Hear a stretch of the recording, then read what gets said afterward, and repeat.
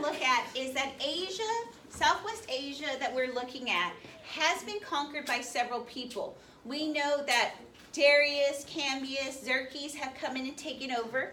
They've gotten all the way to the Indus between the Ganges. And we also know that eventually those guys, the Persian Empire, are taken over by who? Who's that guy that's so great? Alexander. He takes over this. And we see that from about that time period, no one really controlled India except outsiders. Eventually, with the formation of the Mauryan Empire, they're going to throw those invaders out. And we see the unification of India happen after they get Darius out, after they get Alexander. What happens to Alexander? He dies at 33, right? His soldiers come out all the way here. So we have the Seleucid Empire that is actually taking over this area. And then once they kind of lose their power, and we see our first Mauryan Empire comes up. His name is Chandragupta. Chandragupta basically takes control from Alexander and his armies. And they begin to centralize, which we've seen in every single empire. That means they are taking over, and they're going to put rules, they're going to put taxation, they're going to make coins, they're going to standardize everything. And so we will see that all of those empires will leave, and Chandragupta will take over. And we're going to see his empire, which y'all did on your map. Remember, it was purple. Was it bigger than Gupta's empire? Yes. Yeah, it was bigger, because remember when y'all did the dotted lines, Gupta's was smaller. And so we're going to see they're going to settle in this imperial city called Pataliputra, which is on the Ganges, right? When we go back to river civilizations, were they next to a river? And when we're getting into classical civilizations, they're going to be based around what? A river. Okay, so we're going to see he takes over a lot of places, and when he gets very fearful, because he's going to take away rule from chiefs. And so he gets this whole fear that these chiefs are getting upset, that he's going to have food tasters for him, because he's feared that he's going to be poisoned. And so he would wait for someone to eat the food, and an hour later, if that person didn't die, he would eat it.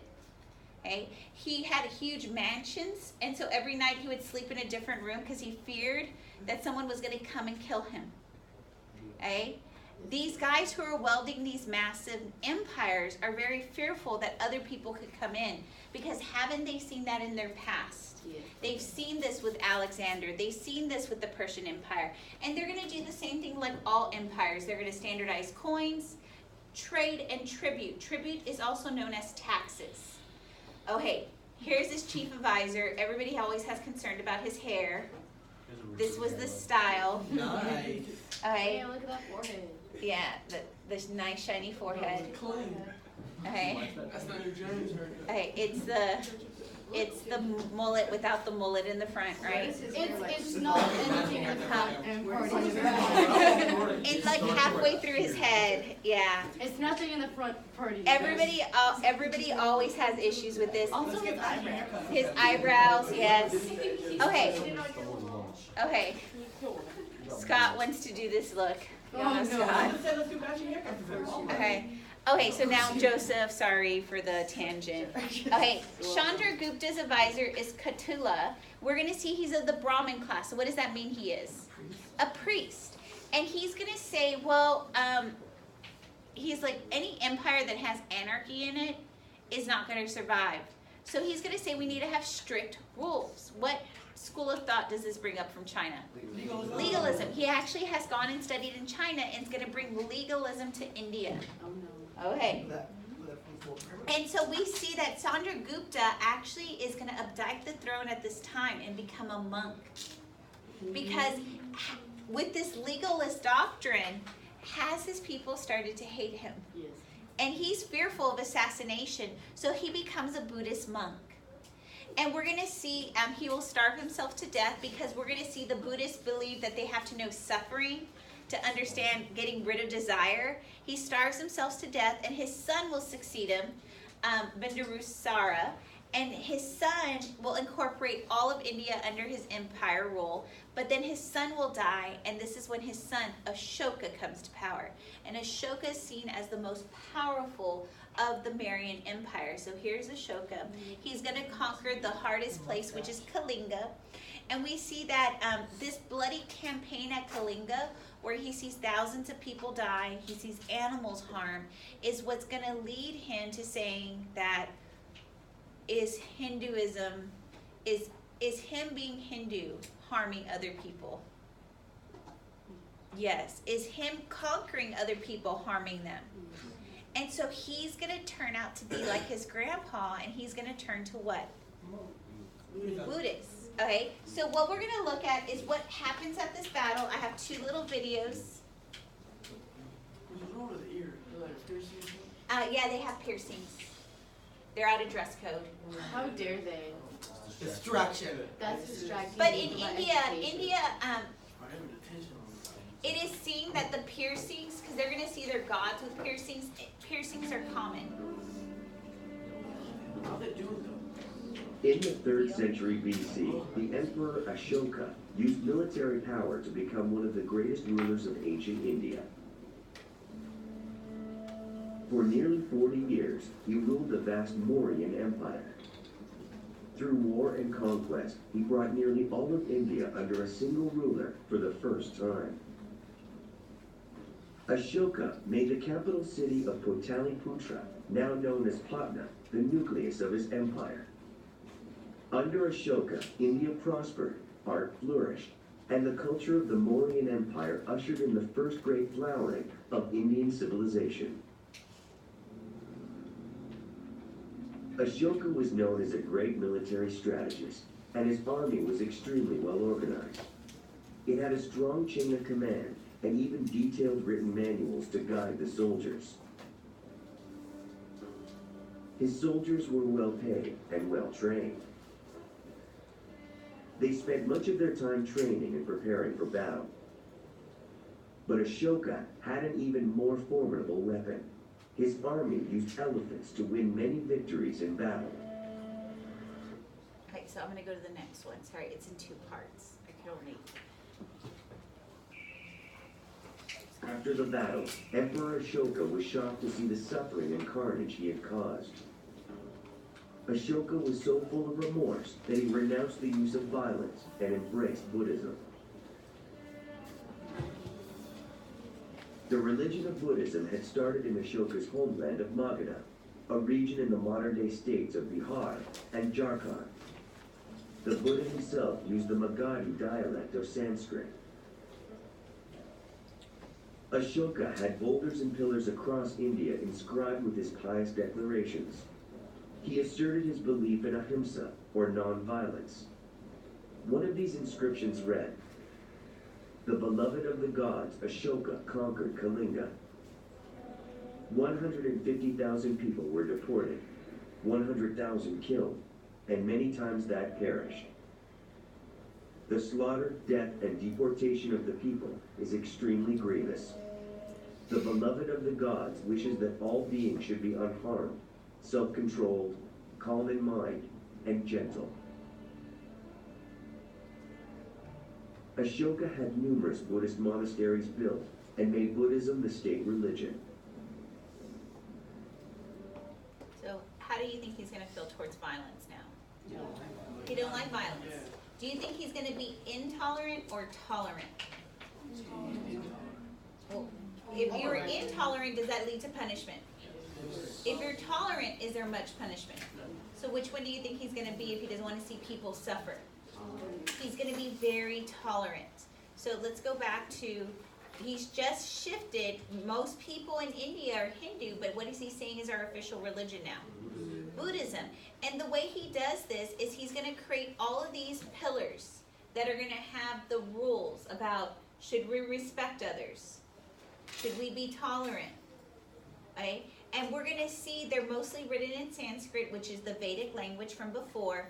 And we're going to see these very tolerant rules is going to allow him to expand his empire without what? Violence. And so we're going to see eventually he will become a monk himself. But what he's going to do is he realizes the more I take over an empire, I have to do like every other empire, create a road system. Did we see a road system in China? Yes. Yes, Silk Road. Did we see one in Persia? Yes. The Persian Road. And so he's going to do the same thing here. just like the Persian and Chinese Silk Road, we're gonna see, did they have inns where people could stay? Here, they're gonna have trees.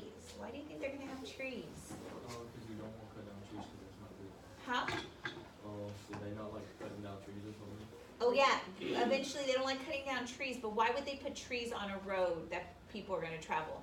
To give them shade. Shade, and then the whales, what do you think the purpose of those are? Feed their Water for their horses. And so Ashoka dies, and we see that his empire, the reason why it dies, because they were taking excessive taxes to pay for the road.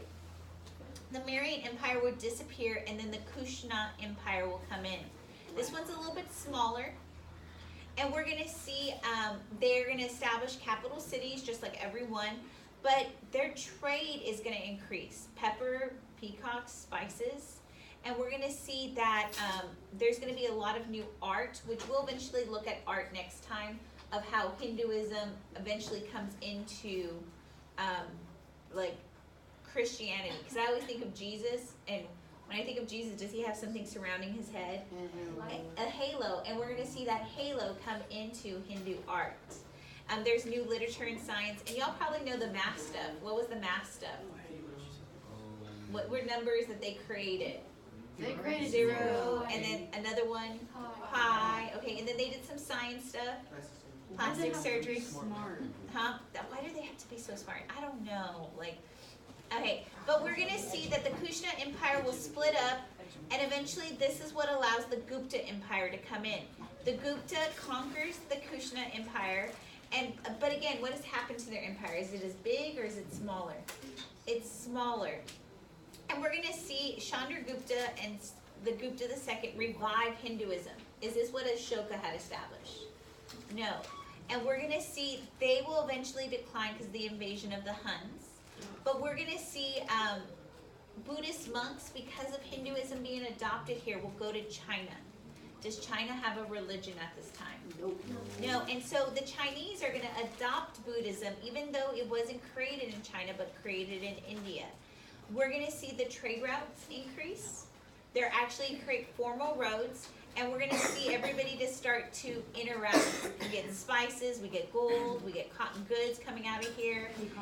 Okay, and this will eventually lead us to chapter 12 when we get to the Silk Road being fully finished. Gupta art. Do y'all see the halo again? I know. And this is, it's coming from Greco-Roman art when we have about Christianity. We're going to look at other things because y'all were like, y'all noticed the earrings on them and you're like, whoa, guys having earrings. That's going to be something common in India. Okay. Okay, so just some other achievements which you already know, that they had medical journals. Y'all said that they already had plastic surgery. Other cool things, they had C-sections. Oh. Back to this. So way before Caesar, this is how Caesar, he is born of a C-section. But they actually borrowed the C-section from Indian society. Okay, the next one you probably would know what an inoculation is. Am I supposed to? How many of you, does anybody know what an inoculation is? Yeah. How many have you probably know what it is because you probably get one yearly. How many of you get your flu shot? Oh, a flu shot is an inoculation because what do they inoculate you with? The flu, so you can get what? Your immune system. And they're the ones who created that idea of inoculations. And have y'all all gotten your flu shot yet? No. No? I got one in 3 years. Okay. I'm immune. On Valentine's Day, oh yeah, but is it as bad? Past 2, no, it's even worse actually. Oh, Past really? 2 years, I haven't gotten it in 4 years. Okay. I'm going. They created the decimal system. They created zero. Do y'all remember the other society that created zero? Mesoamerica. Okay. The Mayans, yes. Okay. So the Gupta Empire will decline because of invasion. And we're going to see the Muslims, which we'll get into chapter, I think it's like 13, will come in here. And this is how Islam is established in India. Okay, I'm ending there because that's as far as I want to get. Because we'll talk about Buddhism, Hinduism, the caste system.